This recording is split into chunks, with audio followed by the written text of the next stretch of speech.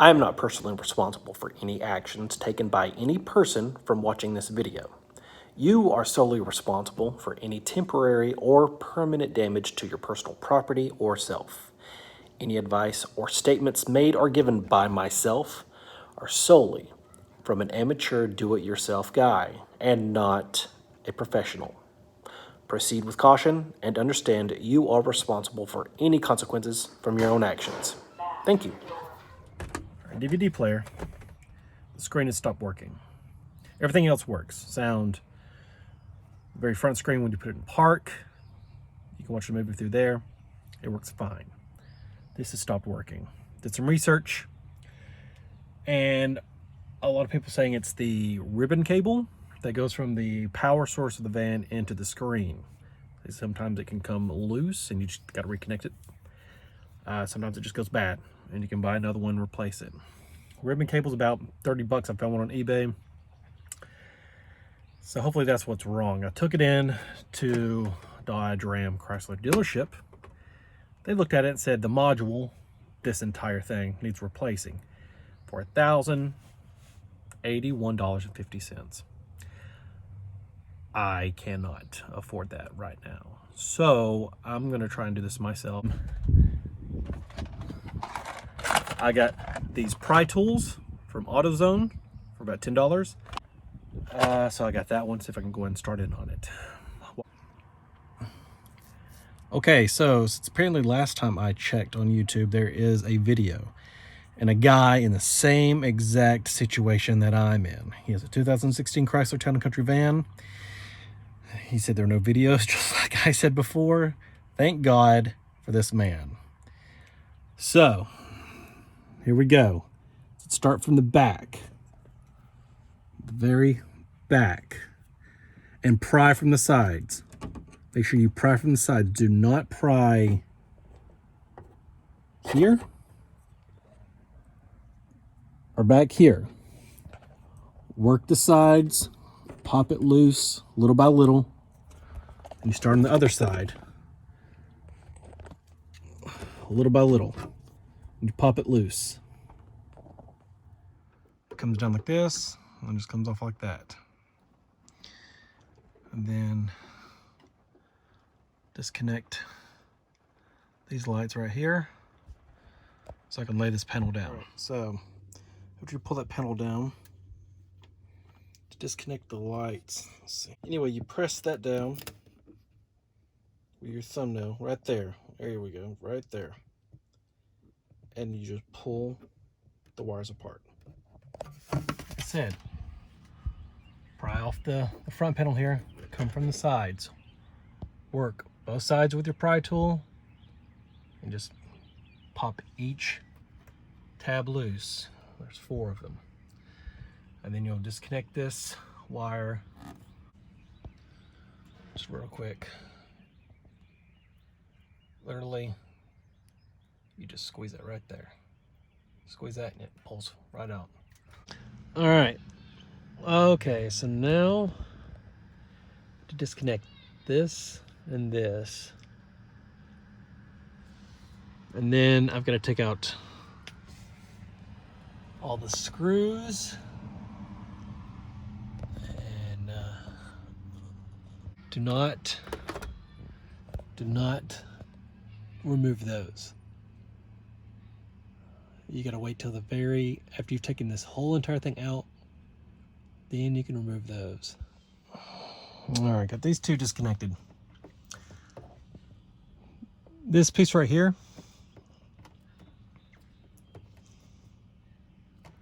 the top right here, push this down and you pull it out. I had to wiggle it a little. I had to kind of wiggle it as I was holding it down and then it came out. This piece, this is a lever that was pushed all the way forward when it's connected. You just press on these right here. This right here. Press on that. Press on this as you pull that back.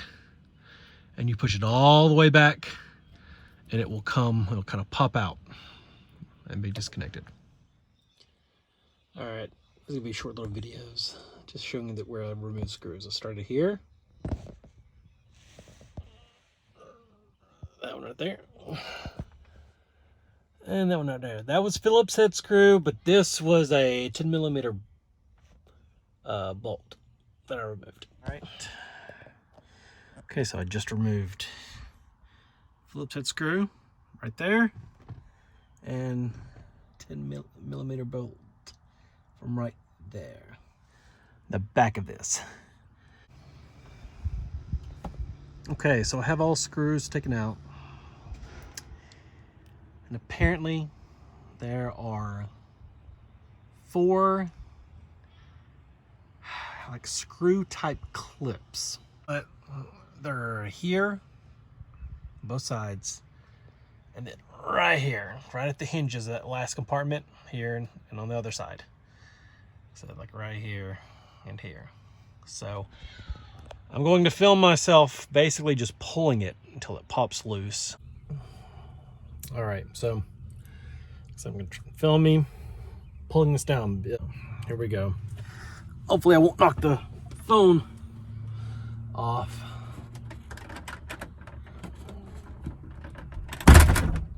All right. Okay. Hey! Holy crap, I can't believe it worked. Now, this right here, this cable is connected right here. So if you can have someone with you to hold it, or at least they can unplug it, real simple little tiny little button right here. Push that in and pull it out.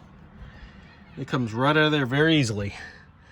You just don't want to pull it and pull it all the way down and possibly damage that cable.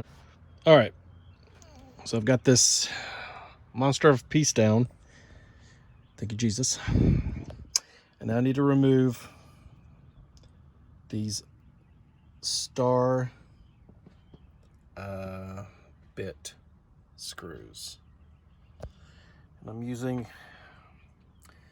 star bit T20. That's the size, T20. If that's correct, it says T20 where it goes. So okay, so I used a T20 sized star bit. Remove those 4 screws. Now I'm going to unplug that cable. Okay, for this one, when it's plugged in, this needs to be pressed. Get a flathead screwdriver. Get your flathead screwdriver and push down on it, and then push that way, and it pops it out. It's much easier than pushing it with your fingers than trying to pry it out with your fingers on the sides.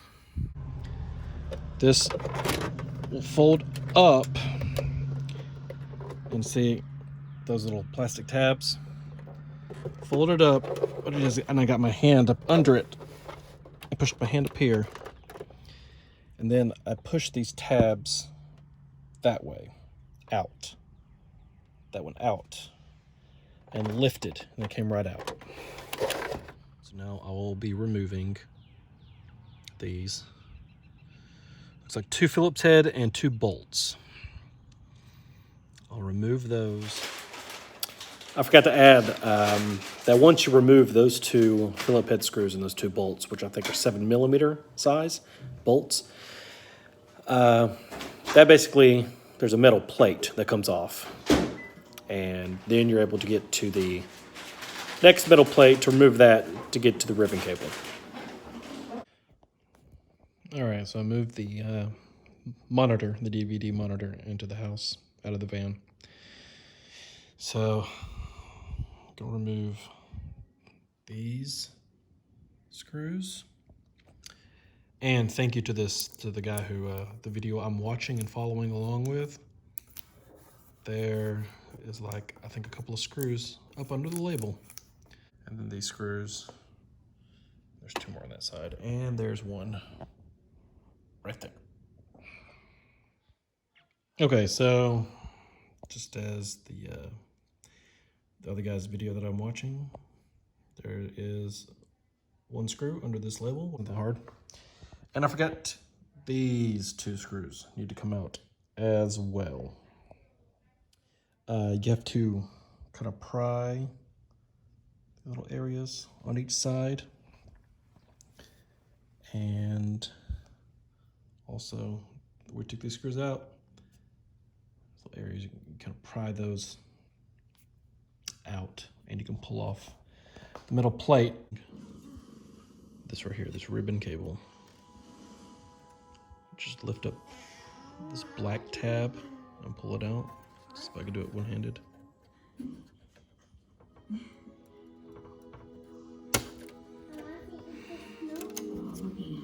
There we go. Okay, now I need to get to the other end of the cable ribbon to check its connection and to secure it. I got Phillips head. Put it right in here, twisted it, pried that open, and got my panel remover tool wedged in there. And I'm going to pop this open. All right, so I've pried off the back of the screen. And this is the other end of the ribbon wire I need to release.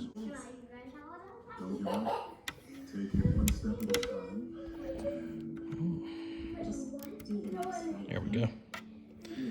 And just comes right out.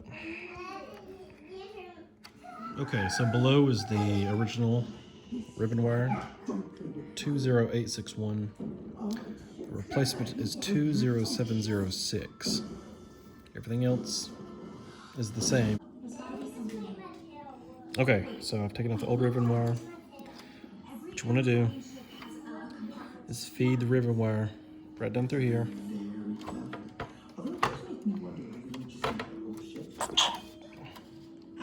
Bless you, baby. It's okay.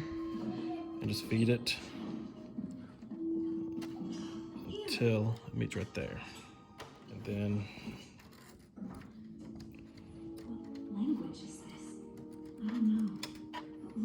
connect it.